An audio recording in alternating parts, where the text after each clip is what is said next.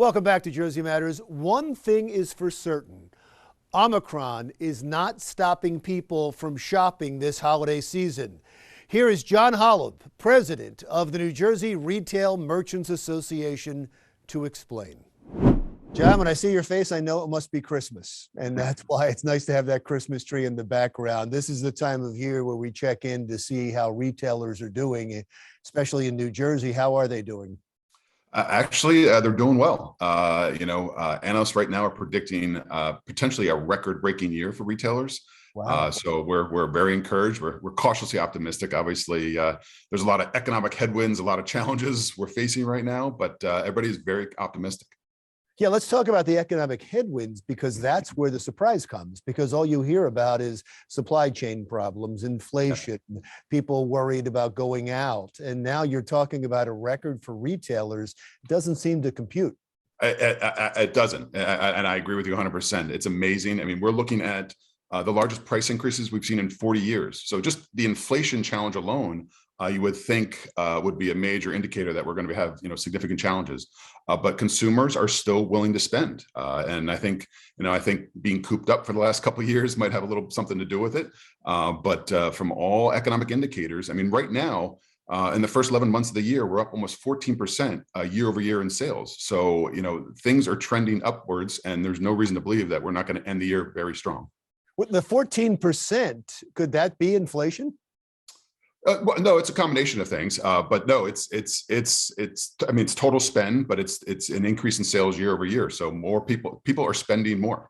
You know why I'm But asking? it's not just an inflation thing. No, that's factored into it as well.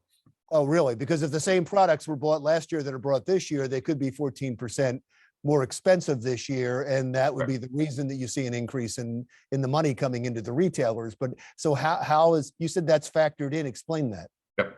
Well, no, I think just in the calculation that's done that, inflationary price increases are factored in. So this is just a straight up year over year increase in sales, 14%. And I will say though, for the holiday season, which is usually November, December, part of January, they're predicting anywhere from an 8 to an 11% increase. And even on the low end of that scale, even on the 8% range, just for that little period of time, the holiday season, that's still record breaking numbers. We talked to AAA for this show as well, and they are seeing a 34% increase on the roads. They're just off the record from 2019, which I think is a surprise to everyone. Are people going in person to retail stores? They are. It's we're still seeing record numbers coming in. People obviously are shopping online, and we've seen a significant increase. That the amount of people shopping online has really accelerated because of COVID and being at home. But again, pre-COVID, only about 10% of total sales were online, and I know that you always find that surprising. We're only up to about 15% now, so we saw about a 5% increase of retail sales occurring online. So a significant portion of retail sales are still occurring in stores. No, I do always find that surprising. I thought it was interesting. It was a fascinating story that Toys R Us is opening again and going back to being retail. Is that a trend or is that an aberration? No, absolutely. We've had this conversation over the years. Retailers come and go. Brands come and go. It's always encouraging to see a Jersey-based brand come back. Toys R Us was so iconic. Nothing warms my heart more to see a brand like that coming back. And it's just, I think that's just indicative that the bricks and mortars are not dead. And people, I keep wanting to say that, online sales, people are going to shop online. The death of bricks and mortars is greatly exaggerated. And I think that just shows that bricks and mortars are still here to stay. Talk about the supply chain that we keep hearing so much about and how it has affected retailers. Yeah, that's been a major concern. I will say, thankfully, here on the East Coast, we haven't felt it as much as the West Coast. Our ports here, and which are in New Jersey, the majority of the East Coast product come through New Jersey. And we've really been able to avoid a lot of the problems they've had out in the West Coast for various reasons. So while we have felt, supply chain shortages as far as a lack of chips, computer chips and things like that, actually getting the cargo off the ships, which has been a big problem, hasn't been as large of a problem here in New Jersey.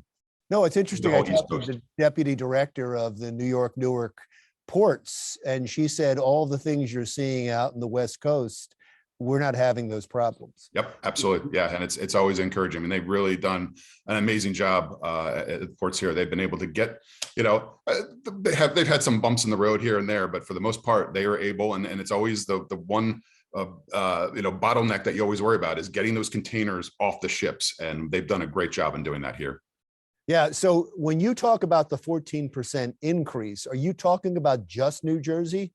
No, those are national numbers. We unfortunately never have Jersey specific numbers, but we tend to, from what I can tell, and been having doing this for as long as I have, we tend to trend very close to the national average. When you talk to retailers in New Jersey, and I'm sure you talk to them across the country, especially other people that do what you do, what are they saying? What are their concerns? What are the biggest problems they're having? Because there's so many problems that you could potentially list: not having enough employees, supply chain problems, inflation. But and as we talked about, it's shocking that you're doing so well. What do they say is their biggest concern?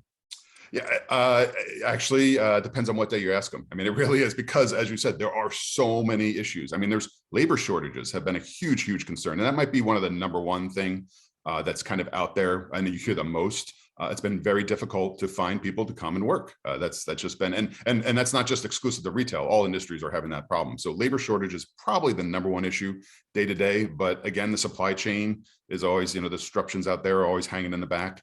The inflation is obviously a major concern. These new COVID variants, and that seems to be the headline every day. So we're just worried about, maybe rolling back the ability for people to get out and about freely.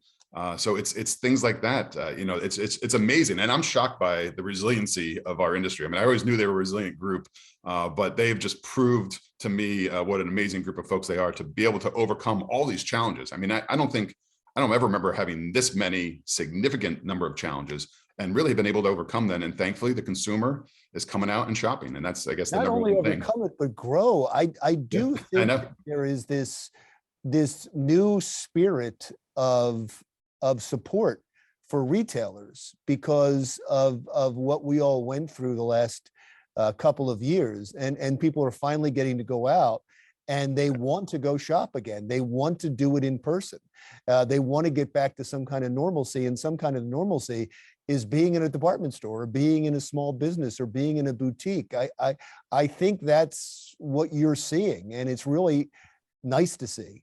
Yeah, I could agree with you more there. I think there definitely has been some pent up demand, and I think part of it too is people, unfortunately, it might be to the detriment of some other industries. Some people might not be going out to eat dinner as often. They might not be traveling as much, even though, you said the AAA numbers, you're seeing a significant increase. But over the last, 18, 19 months, people haven't been going on as many vacations. So people do have a little bit more, and I think there's still some residual stimulus money floating around out there. So I think there's a whole number of factors that people might have a few extra disposable dollars in their pocket.